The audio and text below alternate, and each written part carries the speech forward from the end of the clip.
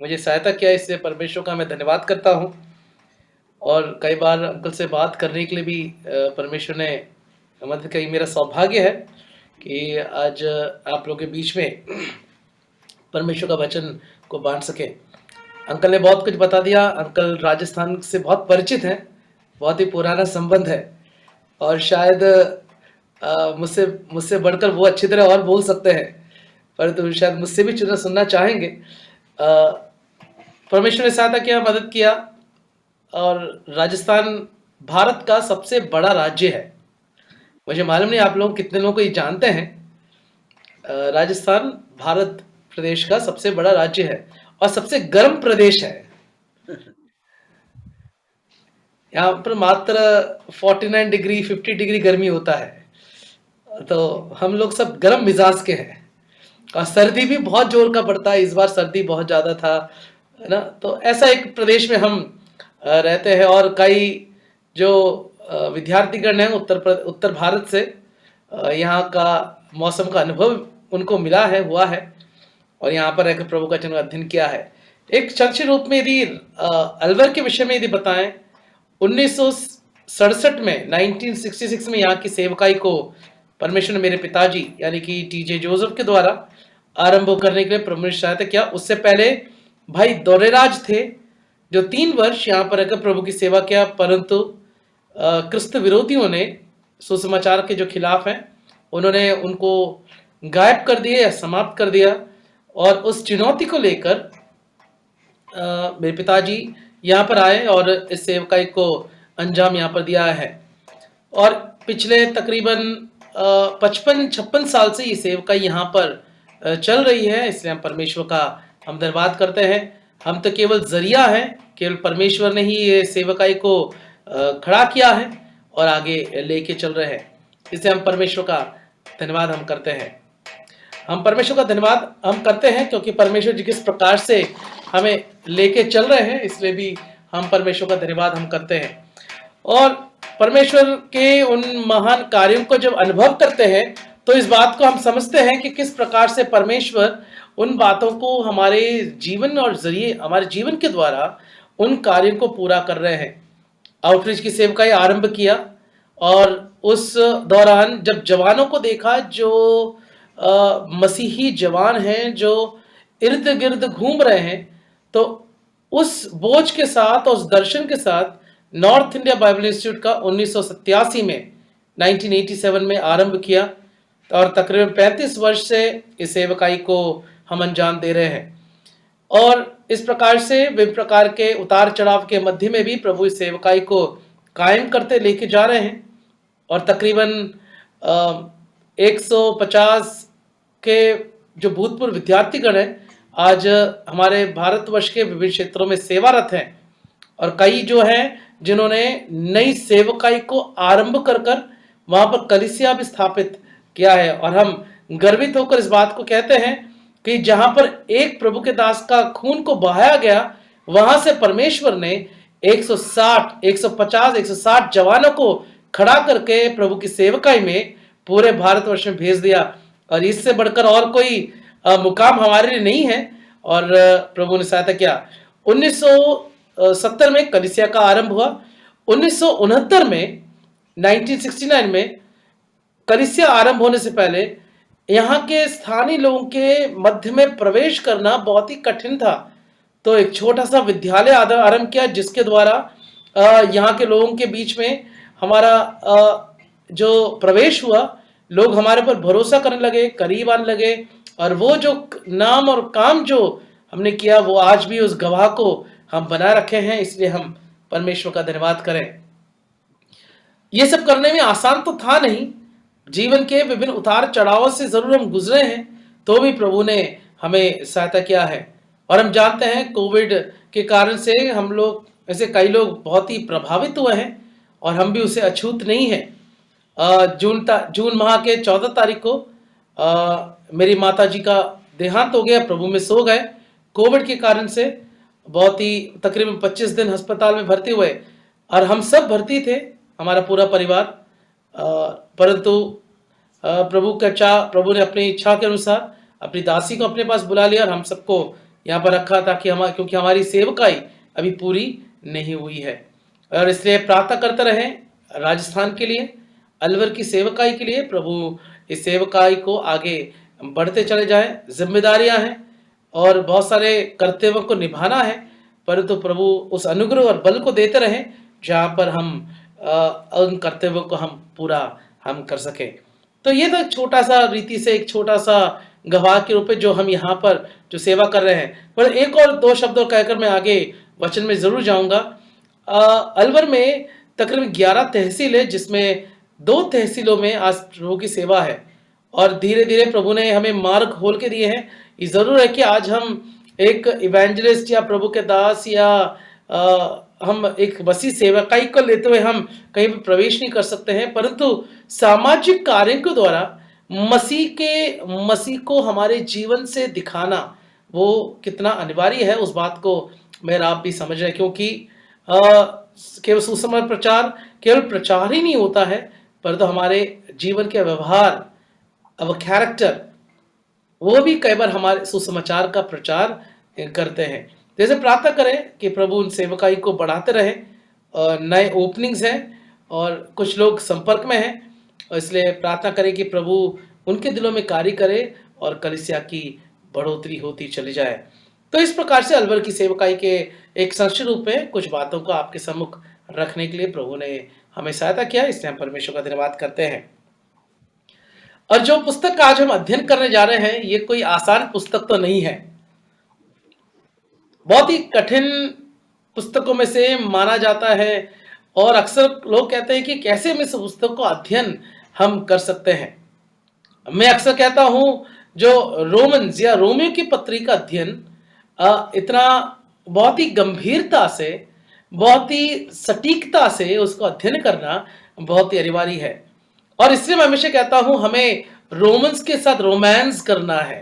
We should have romance with the book of Romans, और रोमी के पत्र के साथ उस करीबी संबंध को बना रखना है, क्योंकि जब इस पुस्तक के अंदर प्रवेश कर जाएंगे, हम नतमस्तक बिना किए हम कभी वापस नहीं जा सकते हैं। हमारे पास 5 सेशंस हैं, 5 विभिन्न सभाएं हैं, और प्रभु सहायता करें, मदद करें कि हम बहुत ही मुख्य बातों को इस पुस्तक से देखने का हम प्रयास करेंगे। रोमी की पत्री किसने लिखा है? क्योंकि बाइबल अध्ययन है, शायद मैं सवाल पूछ सकता हूं, रोमी की पत्री का लेखक कौन है? लिखा किसने है? पौलुस ने लिखा है। और कोई विचार है? यदि मैं कहूंगी पौलुस ने नहीं लिखा है, शायद आप लोग विश्वास नहीं करेंगे, है ना? लिखा किसने है? देखो, पढ़िए रोमी की पत्री 16 अध्याय में आइए। रोमी की पत्री 16 अध्याय और उसका पढ़िए, ठीक है, रोमी की पत्री 16 अध्याय और उसका आप पढ़िए 22 पद।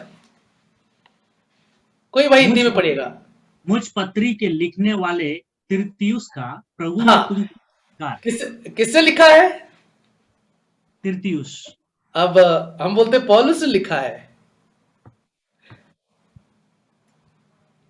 अब हमेशा शुरुआत में ही थोड़ा कंफ्यूजन हो गया है।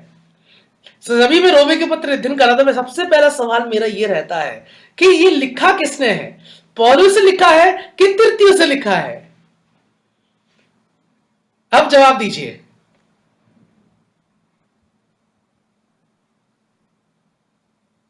पौलुस ने लिखा है। हाँ, पर यहां पर क्या लिख रहा? इसका तो हमें ये प्रिंटिंग मिस्टेक हो गई, इसे काट के सही कर देना चाहिए। ठीक है, मैं आपको ज्यादा कंफ्यूजन में नहीं डालूंगा। ठीक है, ये पौलुस की ही पत्री है, परंतु पौलुस बोल रहा है और तिर्तियुस लिख रहा है। हमेशा ध्यान रखें, तो लिखने वाला जो है वो जरूर तिर्तियुस है, परंतु जो विचार, जो बातें जो बताई गई है, वो जो है पौलुस के द्वारा लिखी गई है।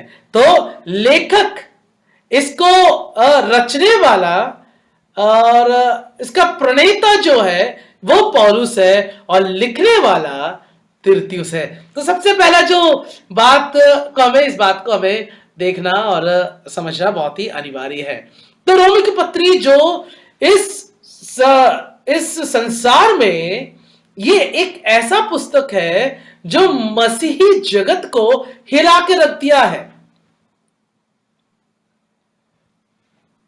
ध्यान से सुनिएगा, ये एक ऐसा पुस्तक है जो मसीही जगत को हिला के रखा है। जब हम 18वीं 17वीं 18वीं शताब्दी या उससे पहले हम जाते हैं, हम देखते हैं पहले एक ही कलीसिया होती थी जिसको हम कैथोलिक कलीसिया कहते हैं या कैथलिक कलीसिया जिसको कहते हैं। वहां पर जो मुख्य जो याजक है वो वहां पर आगे आकर कुछ कार्य करता है और आम जनता या आम लोग हैं वो प्रभु के वचन को इस्तेमाल करने का भी अधिकार नहीं था। उस दौरान कलीसिया के इतिहास को जब सीखते हैं, उस दौरान मार्टिन लूथर ने इस पुस्तक को पढ़ा। रोमियो की पत्री का एक पुस्तक उसे मिला। जब उसे पुस्तक मिला, उसने देखा कि कलीसिया कितना गलत कर रहे हैं और वहां से एक रिफॉर्मेशन पीरियड, पुनर्जन्म का समय आ गया, पुनर्निर्माण का समय आ गया। और वहां से क्या देखते हैं, एक प्रोटेस्टेंट या एक अलग झुंड तैयार हो गया, क्योंकि मार्टिन लूथर ने यहां की सच्चाइयों को पता कर कलीसिया कितना गलत कर रहे हैं और बाइबल और कुछ विषय बता रही है। रोमियो की पत्री का अध्ययन कर या पढ़कर उसने इस बात को समझा और जर्मनी के चर्च के द्वार पर 95 बिंदु चिपका कर रख दिए और बताया कि कलीसिया वचन क्या कहता है, उन बातों को वहां पर उसने बता दिया है। तो ये पुस्तक जो है मसीह जगत में या मसीह कलीसिया में बेडोल या उसको हिलाने वाला एक पुस्तक रूप में हम इसको देखते हैं। अक्सर लोग कहते हैं कि हमारे पास 4 सुसमाचार पुस्तकें हैं, है ना, और ये 5वां सुसमाचार पुस्तक है।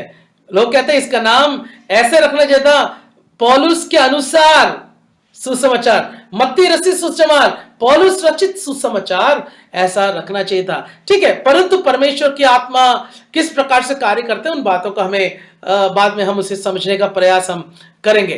रोमी की पत्री का विशेषता यह है, पौलुस के उन पत्रियों में से सबसे विभिन्न प्रकार का एक पत्री है, क्योंकि बाकी पत्रियों में आप देखोगे तो पौलुस वहां पर गया है।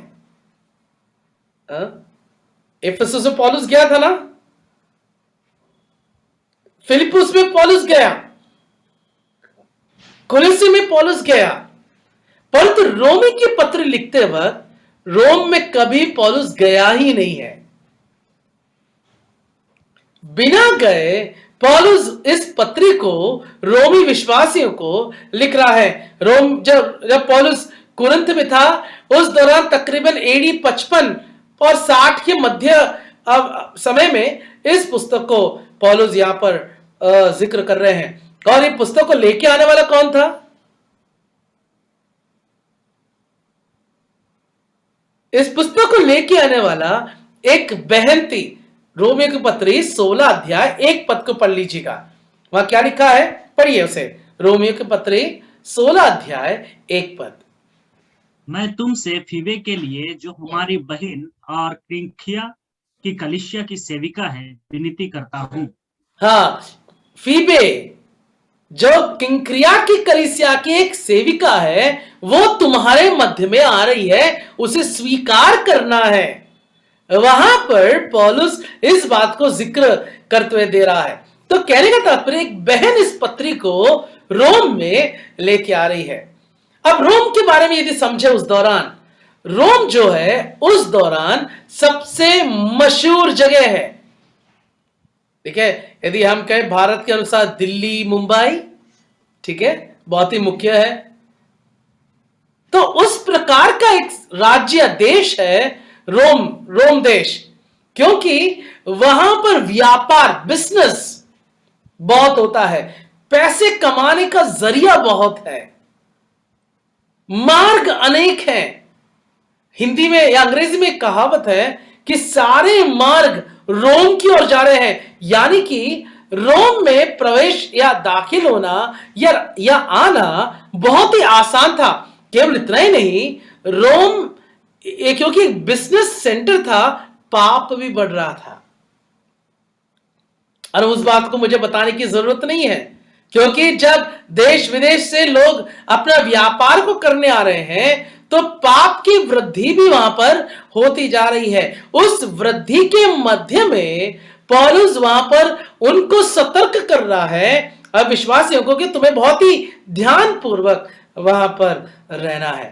तो ये थी थोड़ी बहुत पृष्ठभूमि। यदि हम रोमी की पत्रिका यदि अध्ययन करें तो हम समझ सकते हैं।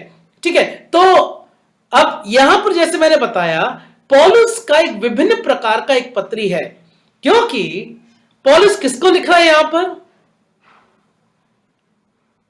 बता सकते हैं, एडमिट करके बोल सकते हैं पौलुस किसको लिख रहा है?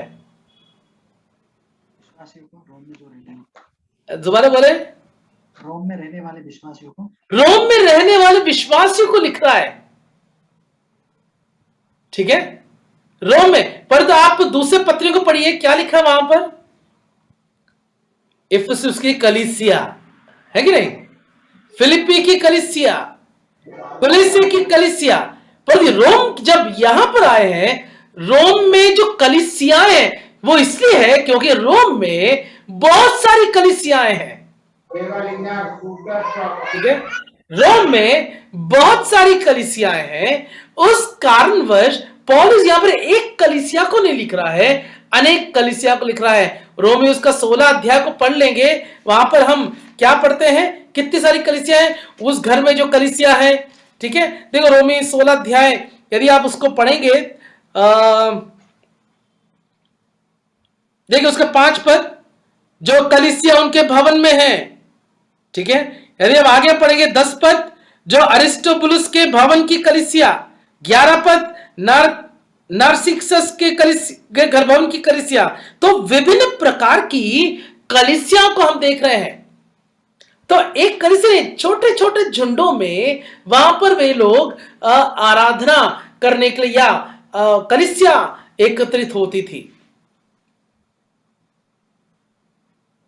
है ना। तो इन बातों को भी हमें ध्यान देना है। अब ये कलीसिया अलग अलग क्यों है? क्योंकि वहां पर यहूदी और यूनानी या अन्य जाति दोनों एक साथ कलीसिया में आकर संगति रखना एक कठिनाई थी। कलीसिया में दोनों हैं, अन्य जाति भी है, यहूदी भी है। इसलिए पौलुस के बार बार कथन में क्या पढ़ते हैं, पहले यहूदी फिर अन्य जाति पढ़ते हैं ना हम लोग, है ना। तो मतलब कलीसिया में दोनों थे, और वही कलीसिया की सुंदरता थी जहां पर अन्य जाति और यहूदी दोनों मिलकर कलीसिया में आगे बढ़ते जा रहे हैं। ठीक है, प्रभु हमें सहायता करेगा तो उनकी व्याख्या को और हम आगे करने का प्रयास करेंगे। ठीक है, रोमियो का यदि हम पत्रिका हम विभाजन करें, हम अक्सर जानते हैं 1 से लेके 8 अध्याय हमें सैद्धांतिक विषयों के बारे में बता रहा है। 9 से लेके 11 अध्याय इतिहास के विषय बता रहा है। 12 से लेके 15 अध्याय हमारे व्यवहारिक जीवन के विषय बता रहा है। और 16 अध्याय धन्यवाद की एक पत्री है, चेतावनी और धन्यवाद का एक अध्याय के रूप में हम देखते हैं। 1 से 8 सिद्धांत, 9 से 11 इतिहास, इजराइल के इतिहास को बता रहा है। 9वां अध्याय इजराइल का अतीत, 10वां अध्याय इजराइल का वर्तमान, 11वां अध्याय इजराइल का भविष्य। आज के समय से नहीं, रोमियो के समय से, समय अवधि को भी आप समझें। और 12 से लेकर 15 हम व्यवहारिक बातें, और 16 अध्याय चेतावनी व धन्यवाद का अध्याय को रूप में हम देखते हैं। अब इस पुस्तक की एक और खूबी को हम देखें, यह पुस्तक में 3रे अध्याय 20वें पद तक हमारे मनुष्य के गिरावट के बारे में बताया जा रहा है। 3रे अध्याय 20 पद तक मनुष्य के गिरावट के विषय बताया जा रहा है, परंतु जैसे 21 पद आ जाता है धार्मिकता के विषय में बताया जा रहा है। तो धार्मिकता का शुरुआत हम कहां से देख रहे हैं? 3रा अध्याय 21 पद तक। पर 21 पद से हम उस धार्मिकता के संदर्भ में हम देख रहे हैं। जरूर यह है कि धार्मिकता के संदर्भ में पहले भी जिक्र कर रखे हैं, परंतु मुख्यतः धार्मिकता किस प्रकार से एक पापी मनुष्य में कार्य कर रहे हैं, उसका पूर्णता रीति से 3 अध्याय 21 पद से हम पढ़ना हम शुरू कर सकते हैं। ठीक है, बहुत सारे जानकारियां हमने प्राप्त की है ना, लॉट ऑफ इंफॉर्मेशन, बहुत सारी जानकारियां हमें प्राप्त हुआ है। हम लोग जानकारियां प्राप्त रखने में माहिर है ना, परंतु जानकारी को अमल करना बहुत मुश्किल है।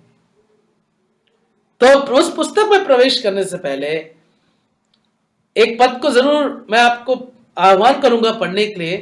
एज्रा की पुस्तक उसका 7 अध्याय उसका 10 पद पढ़िए। एज्रा की पुस्तक 7 अध्याय 10 पद।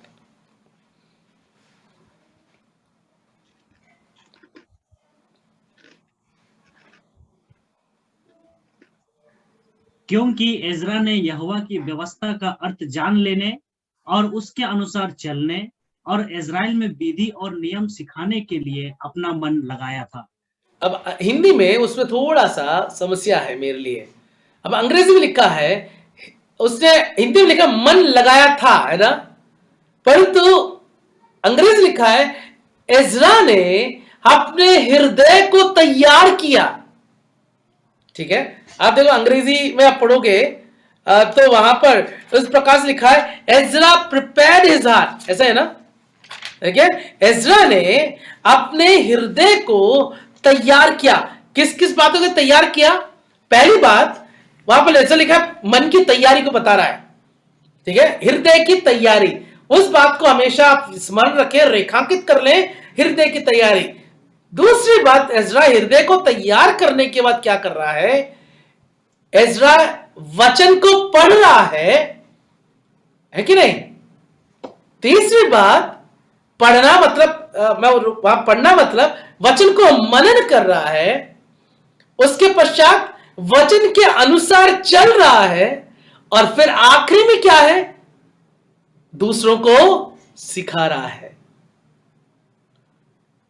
आज मैं और आप उस तराजू में अपने आप को तोलना है कि हमारा प्रक्रिया, हमारा वचन का अध्ययन का तरीका क्या है। हमारा क्या है?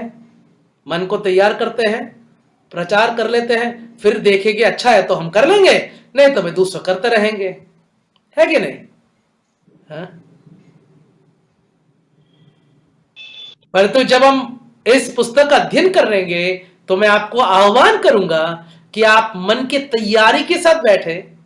ठीक है, इस पुस्तक को पढ़ ले एक बार, और फिर जो लिखी बातें लिखी हैं, जो समझ में आया उसे आप व्यवहारिक करें, और फिर दूसरों को हम पढ़ाने का प्रयास करें। इसलिए प्रभु हमें सहायता करे और मदद करे। ठीक है, जैसे मैंने कहा कि 5 घंटे हमारे पास, और इतना विषय तो हम पूरी तरह नहीं ले पाएंगे, परंतु हमारे जीवन के लिए कुछ जो बातें व्यवहारिक हैं, उन बातों को लेकर ही इस पुस्तक से मैं आगे बढ़ना मैं चाहूंगा। ठीक है, रोमी की पत्री उसका 1 अध्याय 1 पद पढ़िए।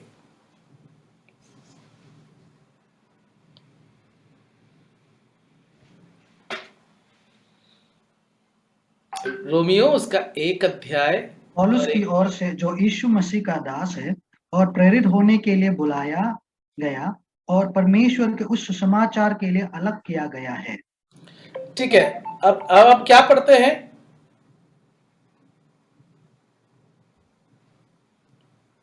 सुसमाचार के लिए बुलाया गया है। पौलुस जो एक परमेश्वर का दास है, सुसमाचार के लिए बुलाया गया है। केवल इतना ही नहीं, क्या होकर बुलाया गया है? एक प्रेरित होकर बुलाया गया है। क्योंकि बाइबल अध्ययन थोड़ा, इसलिए मैं थोड़ा सा इस पर जोर दे रहा हूं, क्योंकि अब पौलुस के विषय को हम अच्छे से जानते हैं। पौलुस जो उद्धार पाकर हमारे जो प्रेरित काम उसका 8 अध्याय को हम पढ़ते हैं तो हम समझ जाते हैं।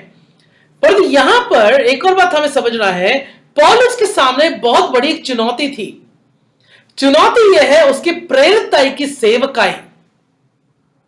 पौलुस इसलिए कहता है मैं प्रेरित होने के लिए बुलाया गया हूं। देखो वहां पे लिखा है बुलाए जाना, केवल बुलाया नहीं गया, अलग किए जाना, केवल अलग ही नहीं किया गया, परंतु मुझे उस सेवकाई के लिए मेरा चुनाव भी हुआ है। उस बात को वहां पर पौलुस वहां पर 1 से लेके 7 पदों को जब पढ़ेंगे हम समझ जाएंगे। വാഗ്ദത്ത സംഘം പ്രവർത്തിച്ചിട്ടുണ്ട് എന്നാണ് അമേരിക്കയുടെ റിപ്പോർട്ട്. ध्यान से सुनेगा। മാത്രമടങ്ങുന്ന ഒരു സൈനിക ശക്തിയാണ് ഇതെന്നാണ് അമേരിക്കയുടെ കണ്ടെത്തൽ. ഒരുപക്ഷെ അതിലും കൂടുതലുള്ള അംഗബലം म्यूट करेंगे। വാഗ്ദത്ത സംഘത്തിന് ഉണ്ടായിരിക്കാം.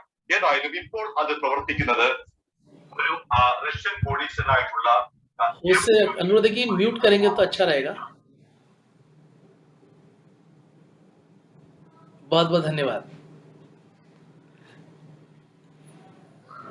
ठीक है, तो पौलुस के प्रेरिताई की सेवकाई की बहुत बड़ी चुनौती थी। वो चुनौती क्या है? लोग जो पौलुस के प्रेरित होने पर भरोसा करने को तैयार नहीं है। ठीक है, आप गलातियों की पत्री पढ़िए, उसका 1 अध्याय 1 पद पढ़िए। आप गलातियों 1 अध्याय 1 पद पढ़िए।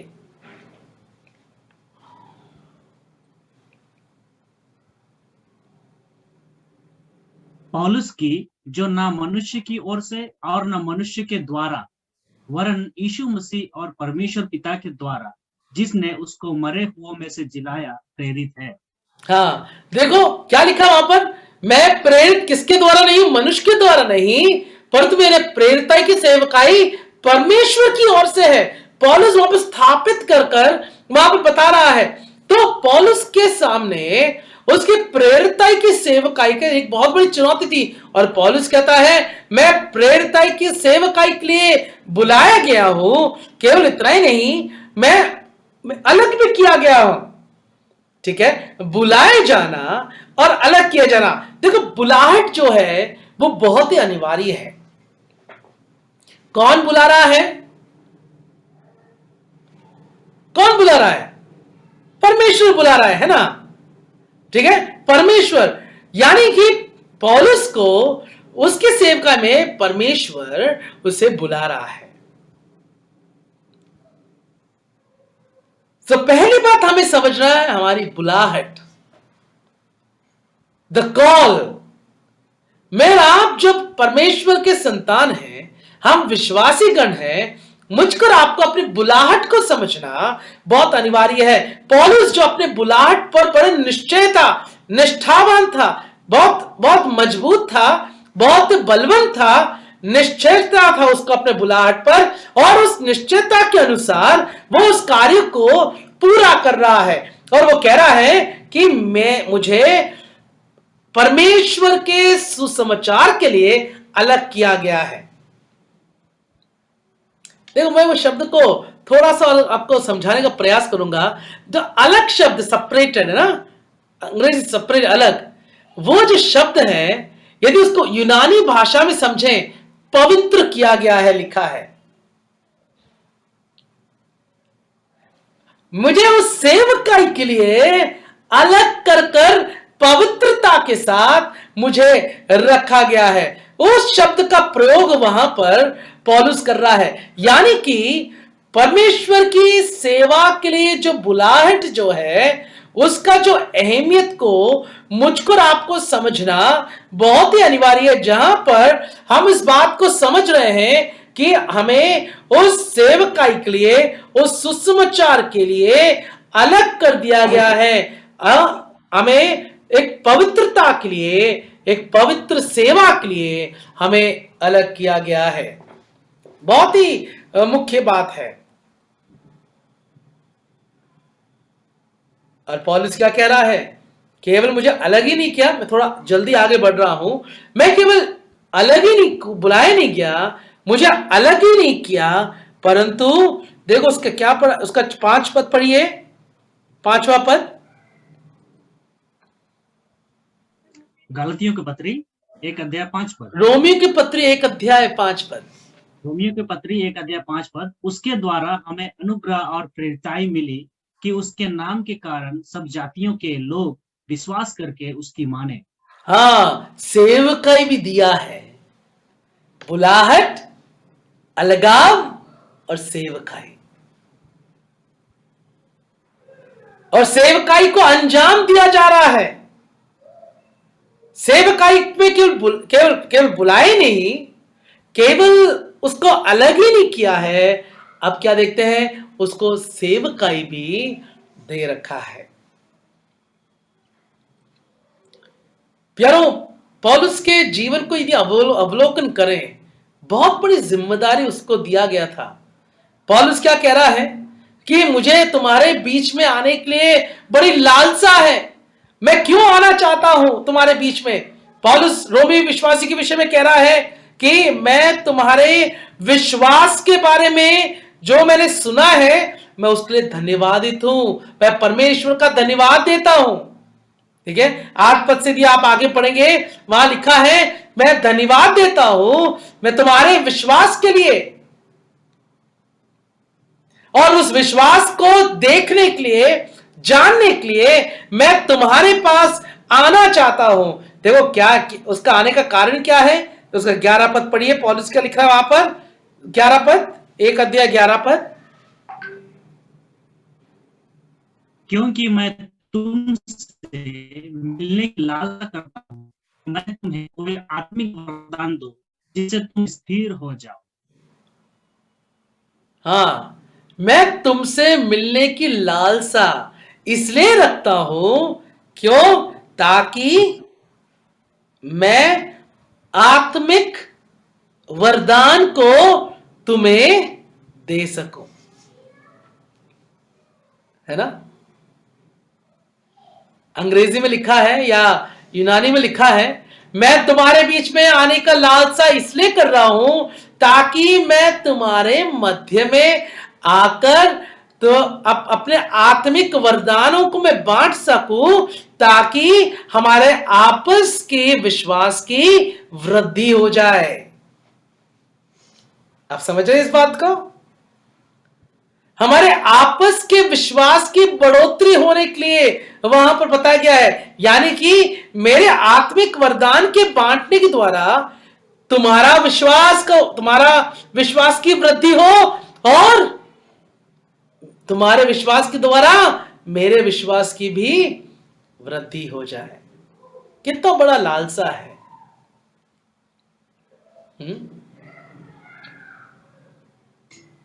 पौलुस बड़ी लालसा जो रख रहा है, विश्वासियों की बढ़ोतरी को इच्छा रख के वो कर रहा है।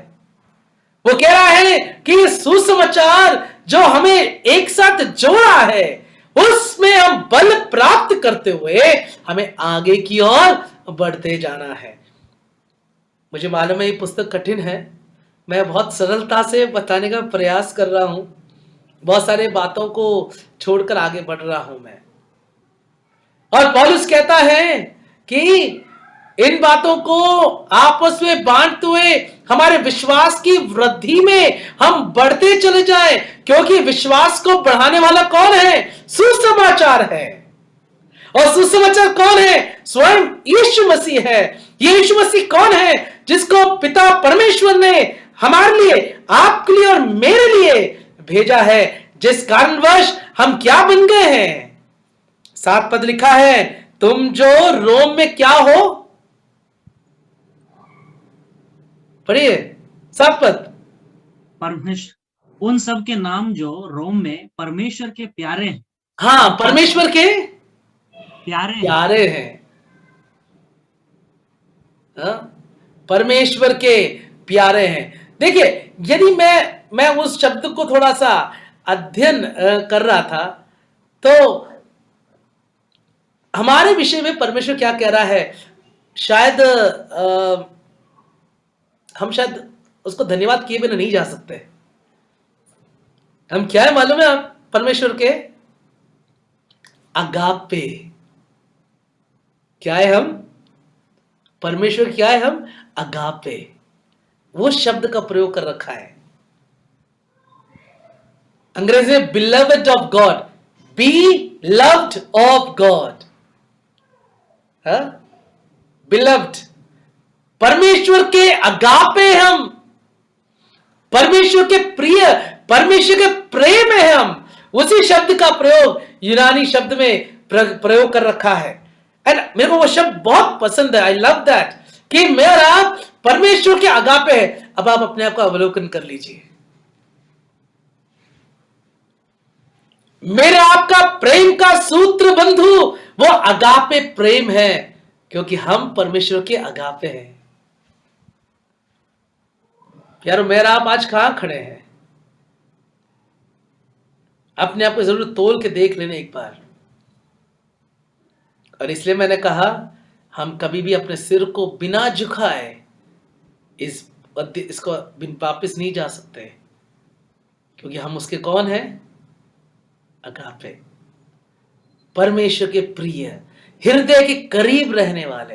हमको परमेश्वर ने चुनकर अलग कर कर अपनी सेवकाई में रखा है ताकि हम उसके हो जाए।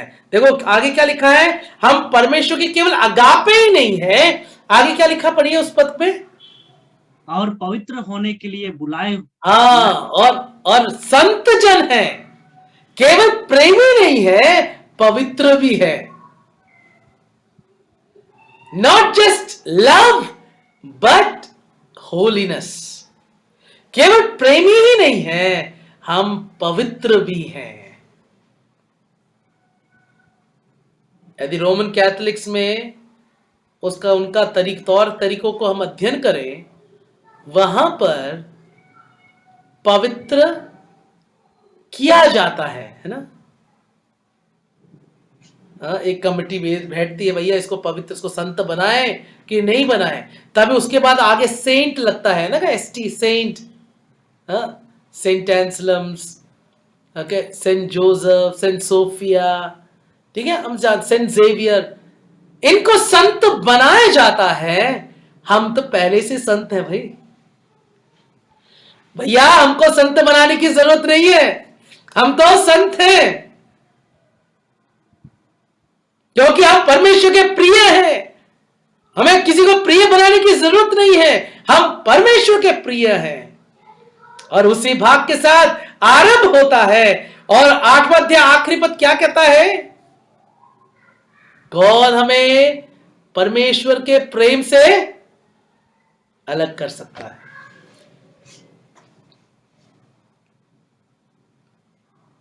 मेरा परमेश्वर के है, और जब मेरा परमेश्वर के है, उस समाचार में हम बलवंत पाए हैं, क्योंकि इस समाचार हमें परमेश्वर में बल देता है, हमें हिम्मत देता है, ताकत देता है, हमें वो अधिकार देता है। तो हमारा कर्तव्य भी क्या है? उसका 16 और 17 पद पढ़िए, रोमी की पत्री 1 अध्याय 16 और 17 पद। क्योंकि मैं सुसमाचार से नहीं ला जाता, इसलिए कि वह हर एक विश्वास करने वाले के लिए, पहले तो यहूदी फिर यूनानी के लिए उद्धार की निमित्त परमेश्वर की सामर्थ है, क्योंकि उसमें परमेश्वर की धार्मिकता विश्वास से और विश्वास के लिए प्रकट होती है, जैसा लिखा है, विश्वास से धर्मी जन जीवित रहेगा। सुसमाचार हमारे लिए बल है, सामर्थ है, परमेश्वर की सामर्थ है। देखो 16 पद आरंभ हो रहा है, इसलिए किस लिए पौलुस कहता है कि मैं सुसमाचार प्रचार करने के लिए मैं तैयार हूं, चाहे वो यहूदी हो या यूनानी हो। मैं कर्जदार हूं यदि मैं सुसमाचार को प्रचार नहीं करूंगा, इससे मैं तैयार हूं सुसमाचार के लिए।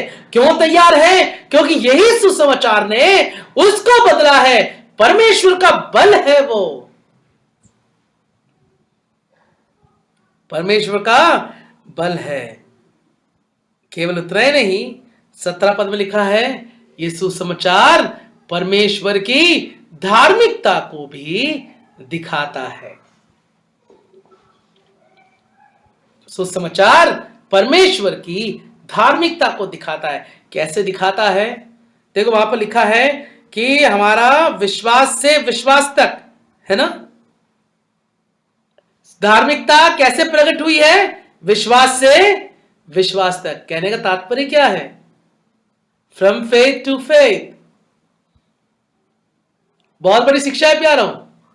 हमारा जीवन विश्वास से आरंभ हुआ है और विश्वास से ही समाप्त होना है। और जब हम विश्वास में हैं, यानी कि हमारे जीवन अवधि विश्वास से आरंभ हुआ, विश्वास से समाप्त होना है।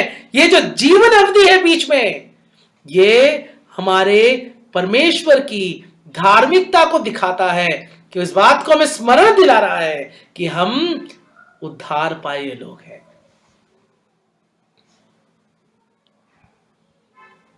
हम उद्धार पाए लोग हैं।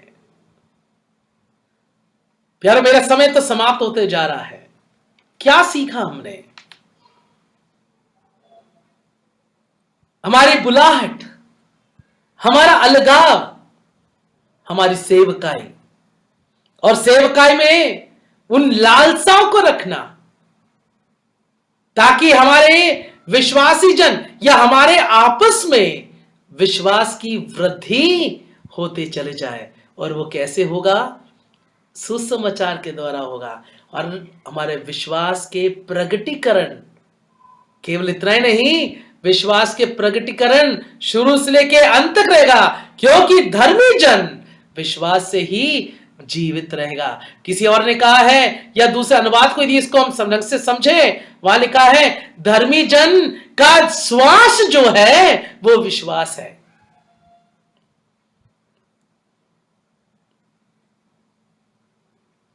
प्यारो, हम अपने आप को तोल ले, एक बार हम नाप ले अपने आप को, हम कहां खड़े हैं आज। पौलुस से जरूर रोमियो के लिए पुस्तक लिखा है, पर आज ही हमारे हृदय सभी बातचीत करता है। मेरा आपके बुलाहट, मेरा आपका अलगाव, मेरी आपकी सेवकाई, मेरा आपका परमेश्वर में जो स्थान, मेरे आपके आपस में विश्वासियों के साथ संबंध, और केवल इतना नहीं, अपने आप के जीवन, विश्वास के जीवन को आगे लेके जाने का जो प्रक्रिया यहां पर हमने आज देखने का प्रयास किया है।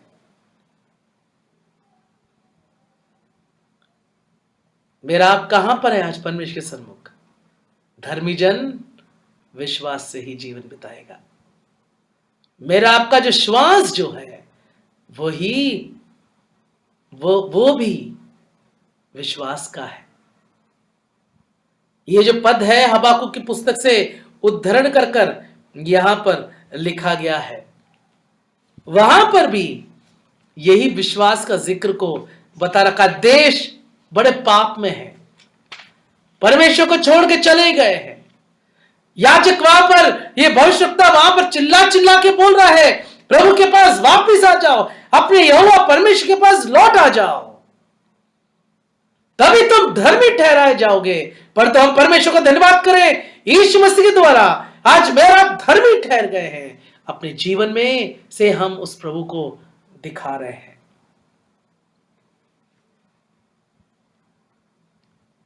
प्यारो, मेरा आप आज कहां खड़े हैं हमारे विश्वास के जीवन में? बहुत सारे विषय हैं इनमें से देखने के लिए, पर हमारे पास समय की कमी है। तो भी मैं आपको प्रोत्साहित करूंगा, आह्वान करूंगा, इस अध्याय को पढ़िए। पौलुस अपना हृदय को रख देता है रोमी विश्वासी के सामने, बड़ी गंभीरता से इन विषयों को वो लेके आ रहा है और इस बात को कहना चाहता है, अपनी बुलाहट को स्मरण रखो, अपने अलगाव को समझो, अपनी सेवा को समझो, अपने स्थान को समझिए, अपनी लालसाओं को बनाए रखें, अपने शक्ति को रखें, अपना प्रकटीकरण को रखें, अपने श्वास को कायम करते रहें जो विश्वास है। और जब यह होगा, मेरा आपका जीवन, बुलाहट, सेवकाई और कलीसिया जरूर उन्नति पाएगा। प्रभु सहायता करे, प्रमोद करे। हमने जो संक्षिप्त रूप में जो कुछ वचनों को हम देख पाए हैं, प्रभु की इच्छा तो अगले हफ्ता भी हम अध्ययन करते रहेंगे। प्रभु इन बच्चों से हमें सहायता करे। प्रभु के नाम की महिमा हो।